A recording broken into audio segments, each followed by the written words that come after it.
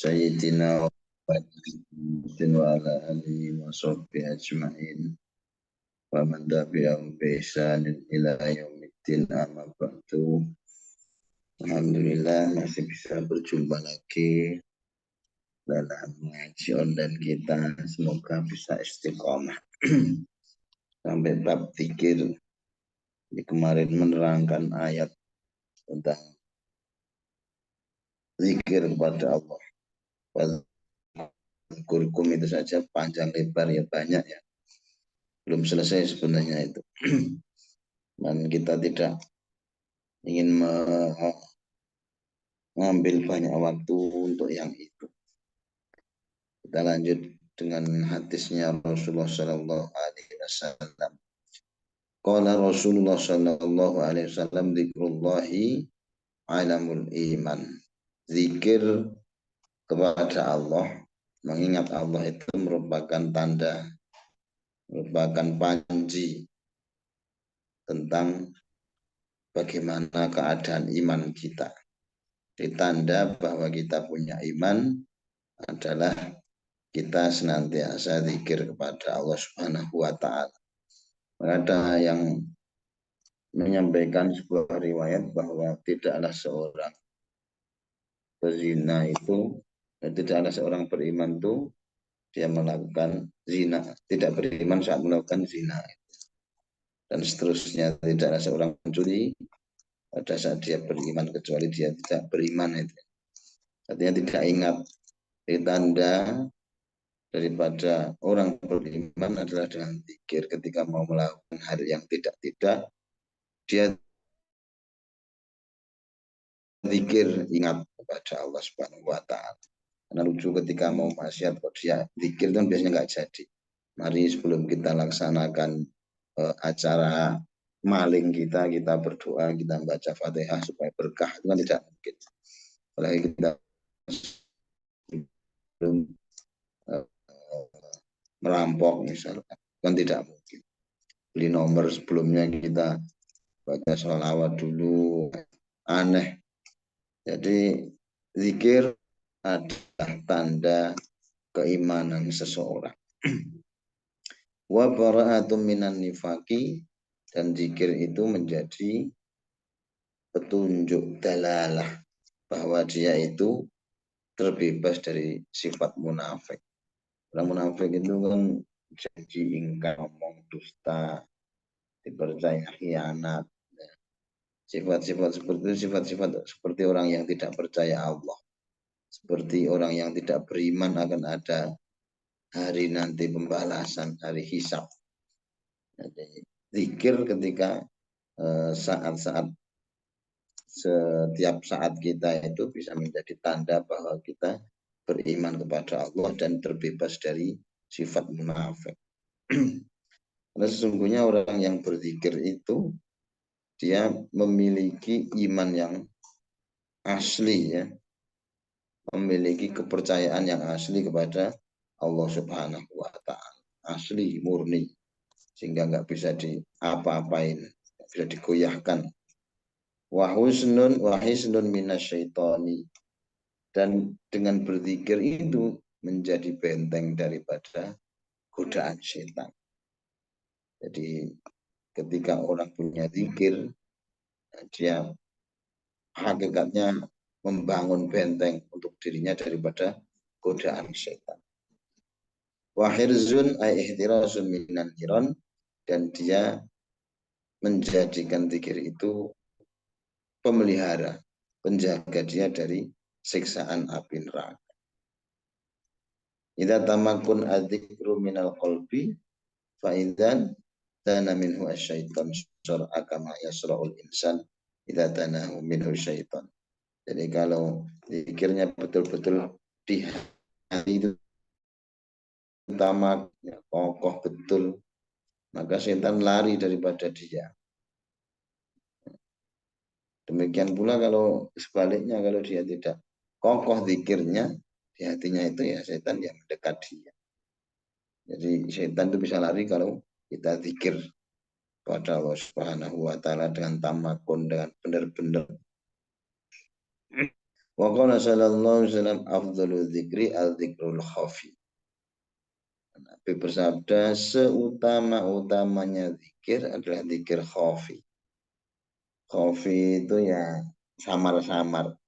La yarfa'uhul malik li annahu la itla'u la itla'alahu alaihi fahuwa sirun bainal abdi wa bainallahi ta'ala. Jadi zikir khafi itu zikir yang pelan, yang samar. Seolah-olah hanya dia dan Allah saja yang tahu. Zikirnya dia itu yang tahu hanya Allah Subhanahu wa Ta'ala. Nah, biasanya zikir-zikir yang pelan ini banyak zikir yang sampai ke hati betul. Ketika kita butuh betul, pelan disampaikan kepada Allah. Kalau ada munajatnya, itu zikir khafi. Nah, itu dikatakan sebagai seutama-utamanya kaifiyah zikir. Kaifiyah tata cara zikir yang paling utama seperti itu. Walaupun zikir yang keras itu juga bagus. Cuman lebih utama kalau zikirnya zikir khafi.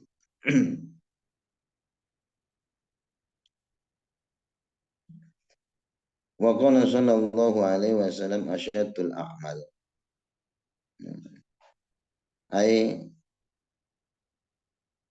asyadul a'mal ai wa asqaluha, dan seberat-beratnya amal. Salasu dzikrillahi ta'ala ala kulli hal. Salasun. Jadi seberat-beratnya amal ketika ditimbang itu yang paling berat timbangan kebaikannya ada salasun, ada 3. Satu, dzikrullahi ta'ala ala kulli hal, mengingat Allah pada setiap keadaan. Ini yang berat. Kalau keadaannya keadaan enak sih mungkin. Keadaan kepepet itu sudah lupa sama Allah. Atau sebaliknya, kalau keadaan kepepet dia itu ingatnya sama Allah. Tapi keadaan longgar, keadaan senang-senang dia sudah lupa sama Allah Subhanahu wa Ta'ala. Dulu ketika dia hidup susah itu, ya mungkin dikit-dikit Allah, dikit-dikit Allah. Nah, sekarang ketika dia sudah bergelimang kemuliaan duniawi, dia lupa dari mengingat Allah Subhanahu wa Ta'ala. Dia tinggalkan kewajiban-kewajiban kepada Allah Subhanahu wa Ta'ala karena dia sibuk ngurus titipan Allah yang berupa dunia. Kita tahu yang namanya Sa'labah itu. Sa'labah itu dulu orang yang miskin. Jadi, saking miskinnya, dia kalau sholat ke masjid itu buru-buru pulang, nggak sempat wirid. Sempat wiridan. Kenapa? Karena di rumah istrinya nunggu. Jadi kain yang dia pakai untuk sholat itu digunakan istrinya nanti gantinya. Dia minta kepada Rasulullah untuk didoakan. Ditolak sama Rasul, minta lagi. Ditolak sama Rasul, minta lagi. Akhirnya didoakan sama Rasul, Allahumma razuk ila Sa'labah. Ya Allah, kasih rezeki itu si Sa'labah. Jadi supaya bisa jamaahnya bisa jenak, jamaahnya bisa nyaman sampai akhir wiridan. Itulah akhirnya dikasih ya ceritanya itu. Dikasih Rasulullah SAW ngasih modal. Modal 1 ekor kambing. Kemudian beranak. Akhirnya sholat jamaahnya keder, tinggal Jumat doang. Karena di sana digembalakan itu kambing. Nah, ini Jumat nggak dapat, nah, cuma setahun 2 kali kan ya sholat Id, Idul Adha dan Idul Fitri. Terus seperti itu. Jadi kadang menjadi lupa pada saat Allah Subhanahu wa Ta'ala memberikan kemuliaan berupa duniawi. Lupa zikir kepada Allah Subhanahu wa Ta'ala. Nah, kalau mau zikir pada keadaan senang dan keadaan susah, dalam keadaan apapun, itu menjadi amal yang timbangan amalnya pahala itu besar. Timbangan amalnya itu berat nanti. Salah satunya adalah zikir kepada Allah. Yang kedua, muasatul menolong saudara. Ya, dari menolong orang yang butuh terhadap pertolongan kita. Kita jadikan diri kita ini orang yang manfaat buat orang lain. Jadi ada riwayat mengatakan khairun nas anfa'uhum linnas. Sebaik-baik manusia itu adalah orang yang paling bermanfaat, dirinya punya manfaat kepada orang lain. Kalau dia punya harta, hartanya manfaat untuk orang lain.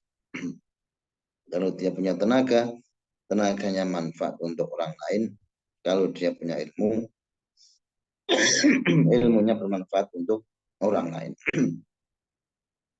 Itu anfa'uhum linnas. Sebaik-baik manusia, kata Nabi, adalah orang yang paling bermanfaat untuk orang lain. Ya minimal kita manfaat kita dengan doa. Setiap kita selesai, Allahumma ighfirlil muslimin. Kita minta ampun kepada Allah, memintakan ampun juga kepada seluruh kaum muslimin muslimat. Itu minimal kita punya manfaat lisan kita lewat doa kita. Wa qala alaihi salatu wassalam alamatu hubbillah hubbu dzikrillah. Kata Nabi dalam sabdanya yang lain, tandanya orang itu cinta kepada Allah, yaitu cinta dia kepada zikir kepada Allah. Tandanya dia cinta kepada Allah, yaitu dengan zikrullah, zikir kepada Allah. Orang cinta itu pasti banyak mengingat. Emang orang yang banyak ingat tuh biasanya tidak sengaja, biasanya langsung terlantunkan dalam kalimat-kalimat. Sampai ngigo pun karena saking cintanya dia bisa keluar dari mulut nggak kerasa. Orang yang dicintainya dia sebut dalam lindurnya. Nah, dikir bisa jadi gitu. Saking cintanya, nanti kita akan keluar kalimat-kalimat dikir, kalimat cinta kita kepada Allah. Bahkan dalam riwayat yang lain, siapa saja yang mengucapkan la ilaha illallah zikir, dengan kalimat zikir la ilaha illallah, pada akhir hayatnya ta'ala jannah, dia nanti dijamin masuk surga. Ada orang yang lagi sakaratul maut itu biasanya nggak sadar. Jadi umumnya dia mengucapkan kalimat zikir, kalimat thayyibah, kalimat yang baik, maka nanti di penghujung usianya insya Allah akan dituntunkan pula mulutnya untuk mengucapkan apa-apa yang terbiasa dia ucapkan, yaitu kalimat thayyibah. Semoga kita dimudahkan untuk senantiasa zikrullah. Nanti akhir hayat kita bisa membawa nama Allah hingga kita termasuk ke dalam golongan orang yang cinta kepada Allah Subhanahu wa taala. Wa alamatu bughdillah bughdhu dzikrillah azza wa jalla.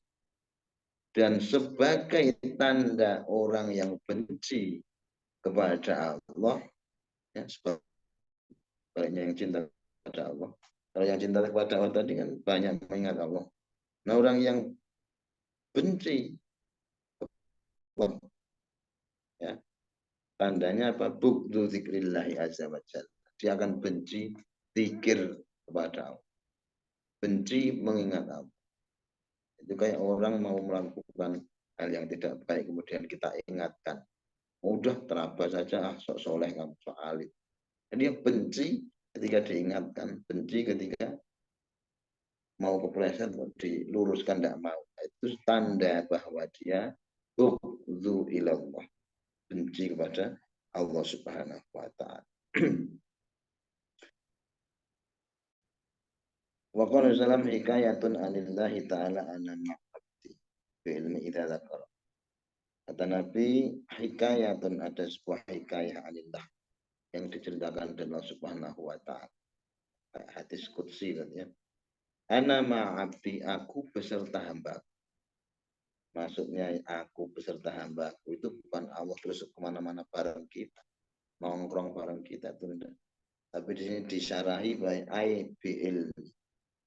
Hambaku itu beserta ilmu, pengawasanku senantiasa mengawasi hambaku kemanapun, dimanapun, kapanpun.